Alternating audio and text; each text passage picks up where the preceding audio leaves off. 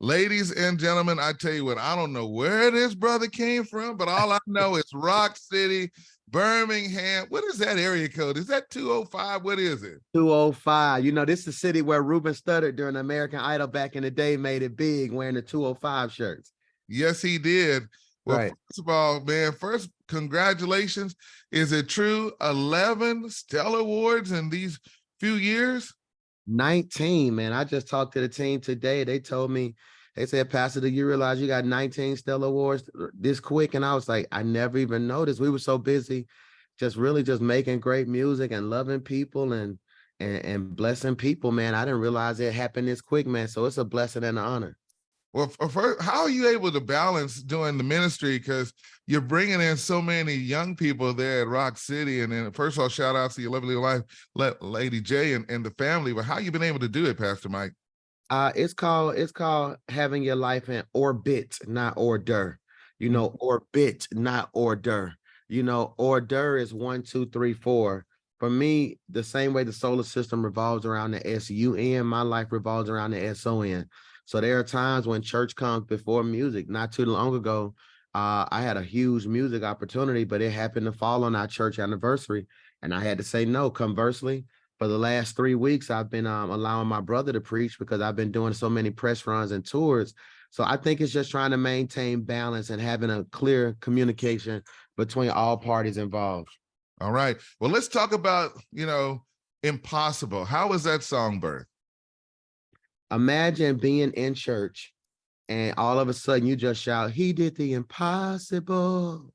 And for 3 years, we just sat on it. You got to think about it. Most people don't know this. I was singing Impossible before I even released Big, but the Holy Spirit told me to hold it. And to me, man, now I see looking back on it, it's the testimony of all the big things God has done. Wow. And you just, well, here we go. B-I-G, believe in God. Amazing. I'm gonna take that one, Doc. I'm taking that. How did you run into Carrie Douglas, by the way? That was an interesting story. We had church in this arena downtown, and having church in the arena, it would all the radio station would bring whatever artists that were in the city by the arena on Sunday morning.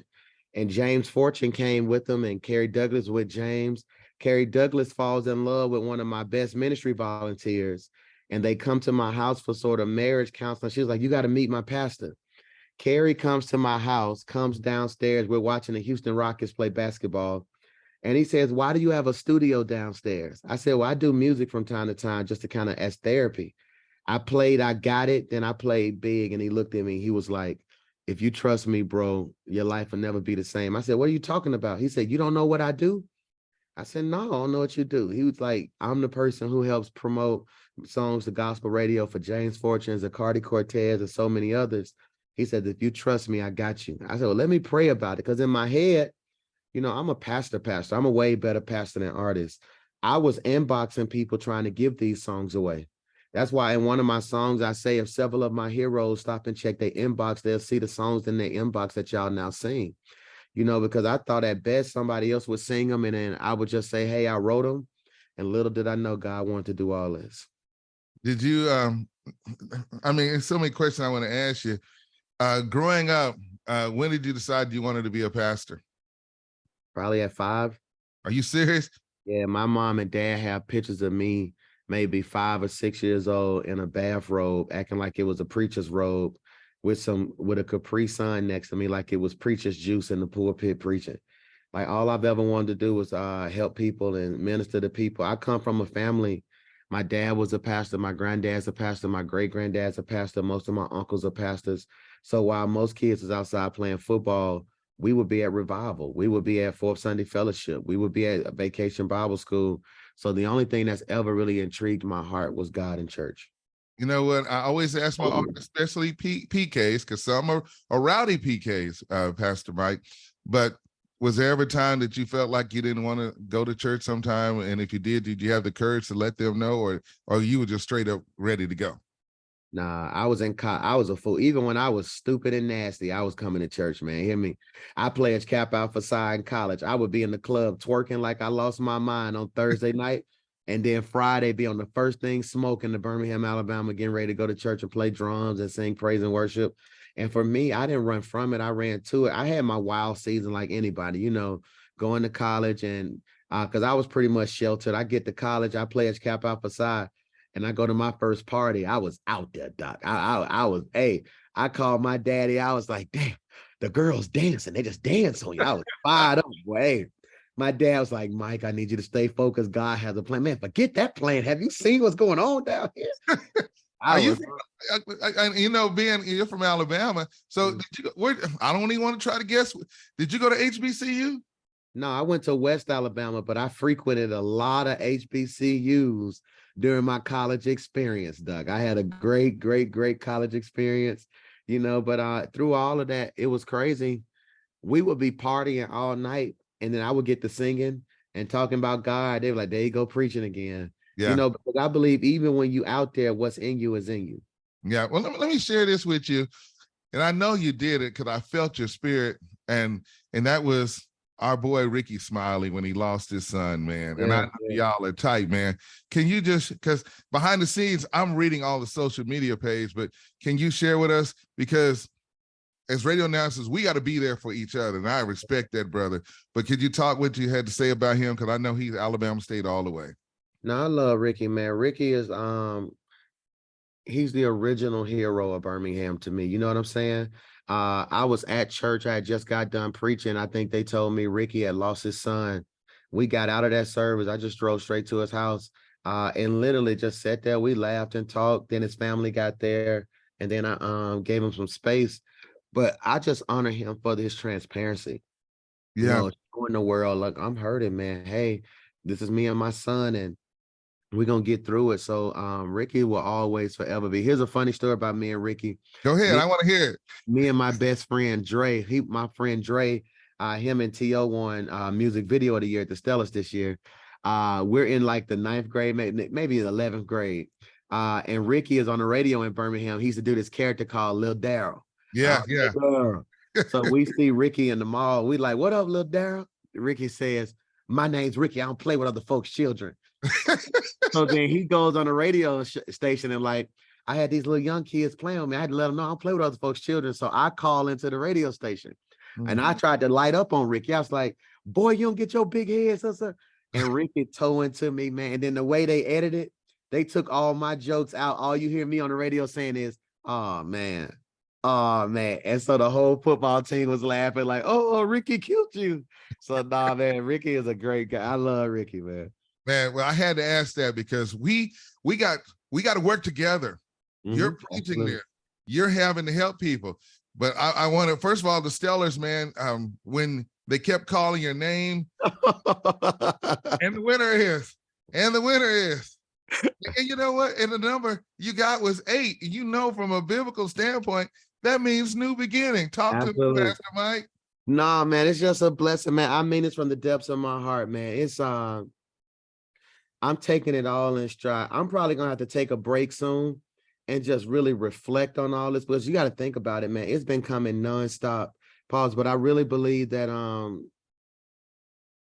I just hope I inspire somebody. You know what I'm saying? Like, to do all of this independent, and then from a city like Birmingham, from the moment we're born, if you want to make it big, they tell you either got to go to Nashville or Atlanta. And to do it from Birmingham with people from Birmingham, songs produced from people from Birmingham, backgrounds by Birmingham, it means so much. We got off the airplane on that when we got home from Stellars, and it was billboards all over the city saying congratulations to me and the team. Because when you win from a city like Birmingham, it's bigger than you winning. You know what I'm saying? I think that's what so many people don't get. I may never get a Grammy nomination. That's the industry basically voting for the industry. And most people who vote for Grammys don't even know what's going on in gospel. They vote for the names they know, but when it comes to the Stellar Awards where the people get a chance to select, I believe I'm gonna always do well because we've done so well. Tomorrow, take for instance, we're going to the teachers orientation. Every teacher in the city of Birmingham, every first year teacher in the city of Birmingham is getting a stipend from our church. Wow. So they can get school supplies in the sums of $20,000. Like, God. that's the stuff that we're doing in our city. That's what we're doing across this country. That's making a difference. And I think people don't realize it's bigger than the music. You know what I'm saying? People, you can't, I think fans are smart enough now to realize you only talk to them when it's time for you to release an album. Yes. You Wow. know, and it got to be more than that. Man, I'm honored to be talking to you, man, and a couple other questions because I want to be respectful. But Windows, let's talk about that. Windows, man. Windows right now had just topped at number 30 on the Urban AC R&B chart. So Windows, I'm sitting in the studio and I shout out to Javon Hill and the MVP band. Shout out to Javon Hill and the MVP band. I'm in the studio with them in Jacksonville, Florida, and we're working on Winning. Javon says, I got this other track. He pressed spacebar. The moment I heard it, I said, Javon, I need that track. It's almost Silk Sonic meets Jesus. Wow. And when I tell you, man, the response for Windows has been incredible. It's number 30 on the Urban AC charts. I really believe Window can be the biggest song of 2023, man, because we need inspiration in times like this. And what better message that God's getting ready to open up a window and pour you out a blessing. Amen. Final question. You had a chance to hang out with my good friend from Fort Worth, Texas, and she's well known. Her name is Tamron Hall. Man, talk about her because she is awesome. She attended Beth Eden in Fort Worth, man. So she's very much involved in ministry there. No, man, Tamron Hall is incredible. When I tell you the love and support that she showed me blew my mind. We got to perform the song, and she was like, okay, she's gonna ask you a couple questions. And she was asking me questions, and I looked up. She said, we'll be right back after this break. I said, you're keeping me after the commercial break? Wow. It was incredible. Her and her team, not just her, but her whole team just showed us so much love. And I love everything she does, and I'm always support her. Pastor Mike, my time is up. How can people follow you on social media and stay in contact with you?